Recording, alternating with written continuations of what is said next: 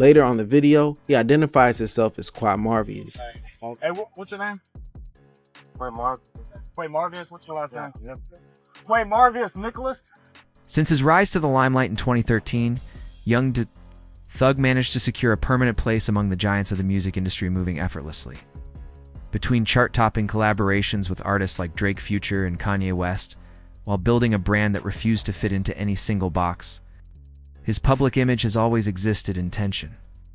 On one side, he challenged expectations, sometimes wearing dresses and openly identifying as gender fluid. But on the other, he repeatedly appeared in police reports tied to weapons, drugs, and serious allegations.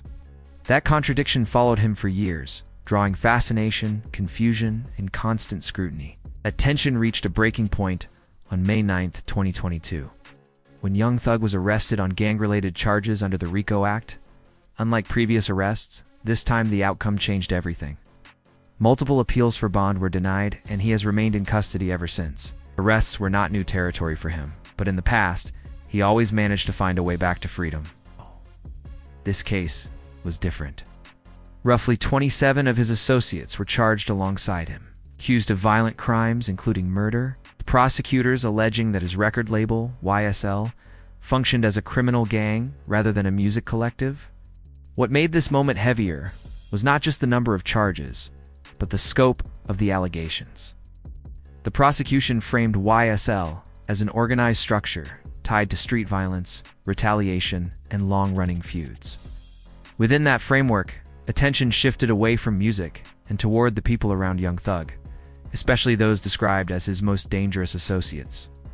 Understanding their histories became central to understanding why this case carried so much weight.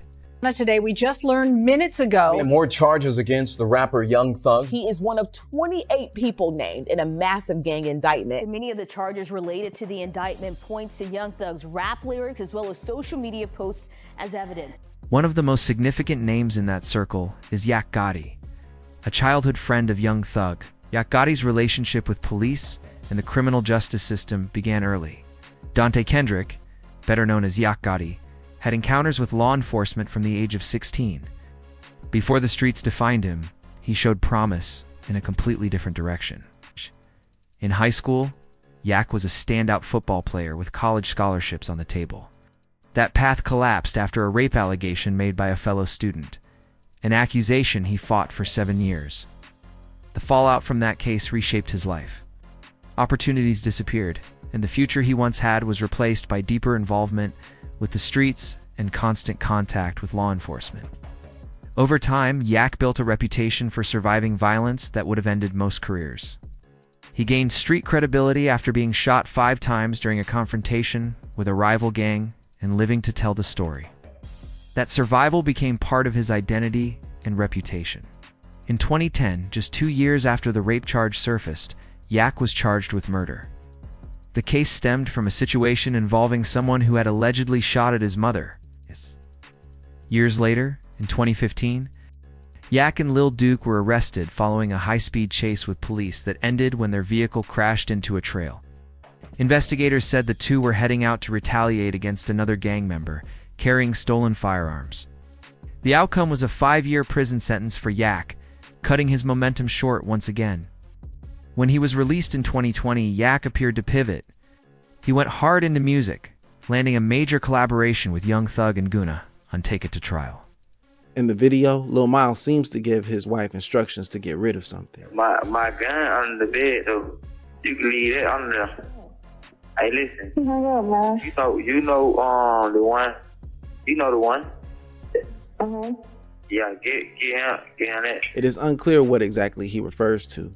Publicly, he spoke about wanting to distance himself from street affiliations and focus on music. For a brief moment, it looked like a turning point, but the patterns of the past did not disappear. The same connections and conflicts continued to surround him. In 2022, Yak Gotti was arrested again, this time facing charges of gang participation and the murder of Donovan Thomas, also known as Big Nut. To understand why this charge mattered so much, prosecutors pointed back to 2015.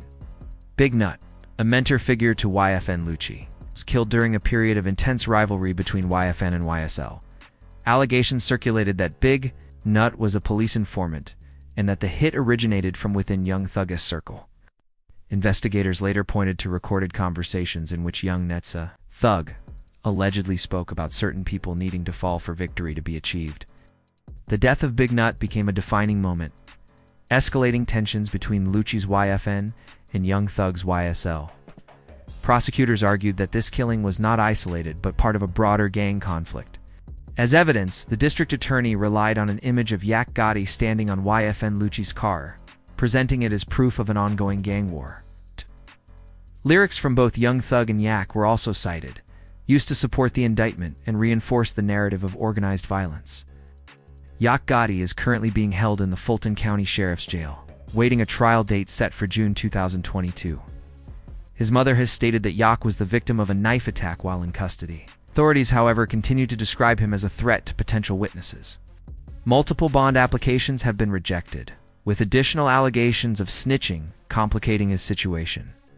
In a now-deleted Instagram post, Yak released a statement referencing events from 2015, adding yet another layer to a case already defined by accusations, history, and unresolved conflict.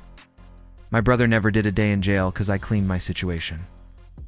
I did 4 years fed with no tears. Stop the cap. That statement circulated loudly, but for Young Thug and Yak Gotti, the problem runs far deeper than one voice trying to control the narrative. Prosecutors believe there are at least 26 other people tied to this case who may be willing to cooperate with law enforcement. And within that group, certain names carry far more weight than others. One of those names is Shannon Stillwell, also known as Shannon Jackson, and on the streets known as SB, like Yak Gotti. SB has long been associated with YSL and with Young Thug himself. Investigators describe him as another highly dangerous individual within that circle. According to the YSL indictment filed in January 2022, David Rogers is still in the hospital tonight after he was shot in his shoulder, knee, and the back of his head while trying to arrest a suspected member of the Young Slime Life gang. SB was charged and accused in connection with the murder of Donovan Big Nut Thomas. Witnesses later came forward claiming that SB was the person who shot Big Nut in January 2015, not long after the killing. SB posted a photo on Instagram with a Spanish caption that prosecutors say referenced Big Nut's grave. To investigators, it was not just a post but a signal, one more piece of behavior tying the murder to an ongoing gang conflict. 7 months after Big Nut's death, SB himself became a target. Rival gangs opened fire on a vehicle he was riding in. The driver, a woman named Tiara, was killed. SB and his girlfriend were left with severe injuries and barely survived the attack. The shooting deepened the cycle of retaliation that law enforcement says defined the feud between YSL and its rivals. Just 1 month after that ambush, SB was arrested for the murder of Big Nut. During a police interview, SB identified 3 individuals he claimed were responsible for attempting to kill him, revealing their nicknames.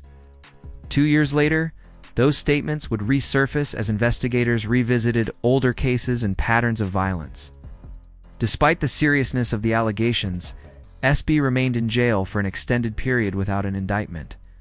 His legal team repeatedly argued for his release, pointing to multiple attempts on his life inside the prison system.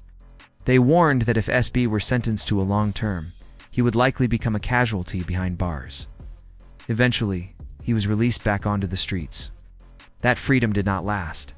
In March 2022, SB was arrested again. This time following the murder of 23-year-old Chael Drinks at a traffic light. Surveillance footage captured the car involved in the shooting. Just 3 days later, police located a white Audi connected to the incident. That discovery led to a pursuit and the arrest of SB, along with another suspect, Comar Nichols. Shannon Jackson now faces 7 pending charges, including participation in criminal street activity, possession of a firearm, and possession of a firearm during the commission of a felony. Prosecutors allege that Chael Drinks was killed as retaliation for a gang-related hit. His body was found inside a vehicle only 2 days after friends of another YSL-affiliated rapper were murdered in a separate drive-by shooting. In the indictment, Stillwell is listed as one of the triggermen responsible for Chael's death. For years, Fulton County prosecutors were hesitant to aggressively pursue cases against popular black artists tied to the music industry. The mother of his child reminds him that he has a son and he has to think about himself and to do what he needs to do to leave prison. And I'm trying to like get more ranking in the game. That's why I guess that's why I did whatever they accuse him. He's like, it's for initiation, like a higher rank in the game. Yeah, but that's why you just need to cooperate and do what you got to do to get on up out of there, because you have a son. Yeah. So you can't be thinking about nobody else or what nobody else got going on. You got to think about you, because don't nobody give about you but you. That approach shifted as Atlanta's homicide numbers continued to rise. The pressure to stop the violence intensified, and law enforcement began applying that pressure across the board. Targeting both YFN and YSL, deaths like that of Chael Drinks became harder to overlook, impossible to dismiss as isolated incidents. With 2 murder cases hanging over him, increasing scrutiny from the district attorney, and the threat of decades behind bars, Shannon Jackson is now facing the most serious moment of his life. Rumors have circulated that SB may cooperate with authorities against Young Thug. There are no confirmed reports that he has done so. Still, his history complicates the situation. In the past, SB was accused of providing information out of fear for his life while incarcerated. That history alone is enough to raise concern within Young Thug's camp. Another figure pulled into this case is Kumar Nichols, also known as Qua. Nichols was the second individual found inside the white Audi, linked to the drive-by shooting that killed Chael Drinks. As investigators continued to build their case, his role adds yet another layer to a prosecution already defined by overlapping alliances, retaliation, and the growing pressure of people who may decide that cooperation is their only way out. Qua was also involved in the police chase tied to the same white Audi. That pursuit did not end immediately. It stretched on, building pressure until it finally led to the capture of both him and SB, in one video recorded after the arrest. Qua identifies himself directly, stating his name as Qua Maruz. That brief moment, casual on the surface, would later become another piece prosecutors pointed to as part of a larger pattern. Although YSL publicly presents itself as a record label, Qua, like SB, never maintained any real music career. Like some others connected to the label, there was no catalog, no sustained artistic output to point to. Qua was already in custody before the district attorney formally charged YSL members in May, by the time the indictment was announced. He was already positioned inside the system, facing the weight of what prosecutors were preparing. Under Georgia's Rico Act, Qua was charged with 6 counts, including the murder of Chael Drinks. Additional charges include participation in criminal street activity, possession of a firearm by a convicted felon, and possession of a firearm during the commission of a felony. These charges did not emerge in isolation. Prior to his March indictment, Qua had multiple previous encounters with law enforcement, marked by arrests that prosecutors argue established a consistent pattern of criminal behavior. One recurring element throughout the 54-count YSL indictment is the use of social media as evidence. In one video, Qua is seen alongside SB, making statements that prosecutors say go beyond bravado. In the clip, Qua says, "I just beat a murder rap. Paid my lawyer $30 for that. Me and my slime's above the law."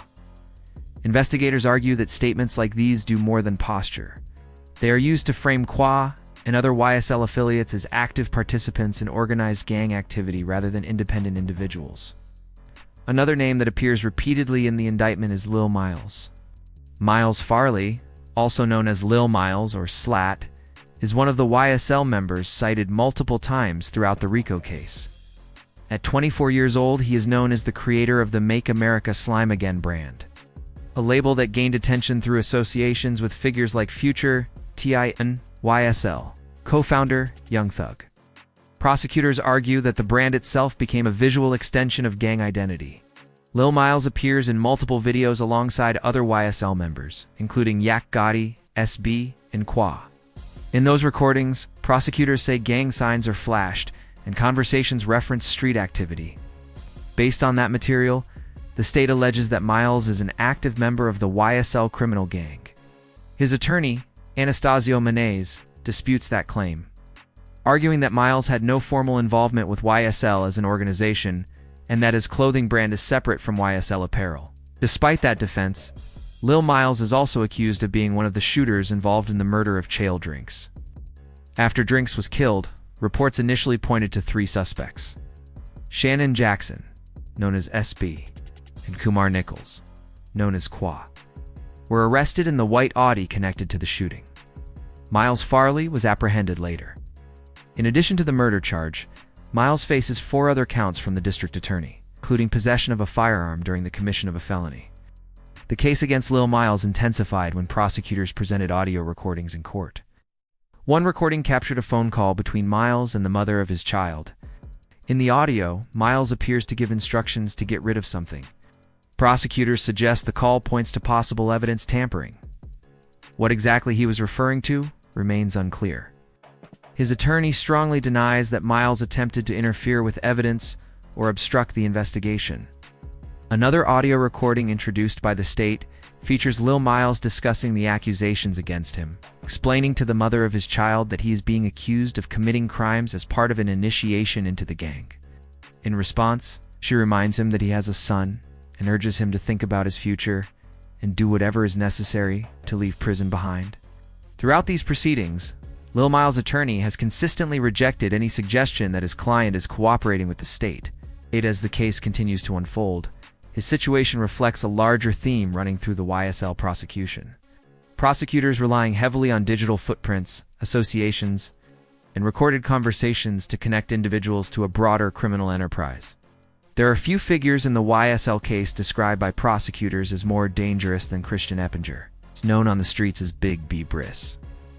Within the sprawling Rico indictment, its name stands out for the sheer volume and severity of the charges attached to it.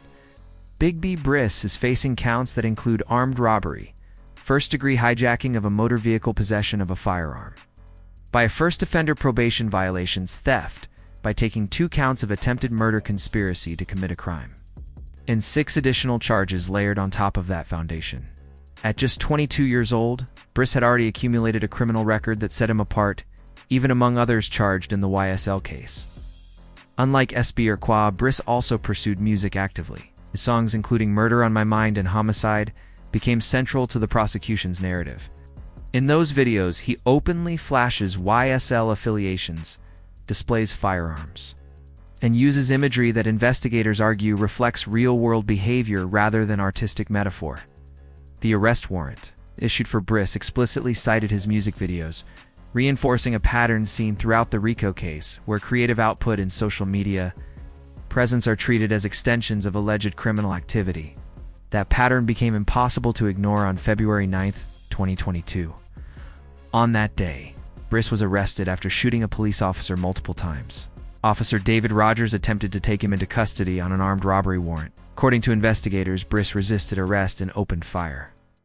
Officer Rogers was struck 4 times in the shoulder, once in the knee, and once in the back of the head. The shooting was not speculative. Footage exists showing Briss firing at the officer and attempting to flee the scene. In the lead-up to that encounter, police alleged that Briss had posted on social media bragging about a robbery.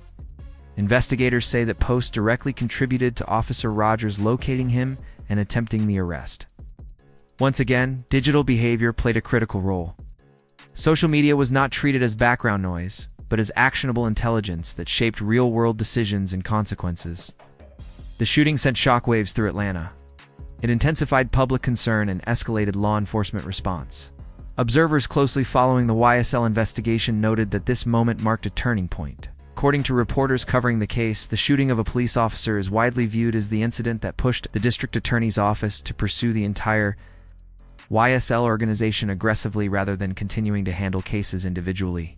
Community reaction was immediate. Many were alarmed by what appeared to be an open disregard for law enforcement authority.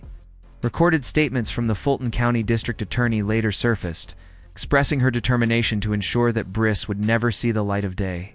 While Briss was initially granted a bond reportedly set around $300,000, that bond was quickly revoked. He remained in custody as the case continued to grow. Even behind bars, the situation surrounding Briss did not stabilize. His incarceration did little to quiet the attention around him, and his name continued to appear as prosecutors expanded their arguments about violence, escalation, and the role of social media in fueling real-world harm. The broader YSL case. Briss became a symbol of how quickly online behavior, music, KX street activity could collide with irreversible consequences. Briss was also charged with conspiracy to commit a crime in Fulton County. Prosecutors allege that Briss and Antonio Sumlin, also known as Obama, participated in a coordinated plan to murder Rashan Bennett, known publicly as YFN Lucci. According to the charges, investigators believe the two discussed how to obtain permission from Young Thug before moving forward and negotiated what the payment would look like. Those conversations, combined with the volume of evidence already outlined against Briss, have become central to the state's argument.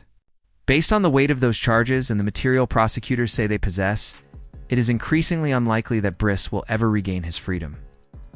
As the YSL case has unfolded, it has raised many questions, but none more pressing than who will ultimately decide to cooperate. The indictment stretches wide, pulling in dozens of defendants, and a number of YSL members have already accepted plea deals.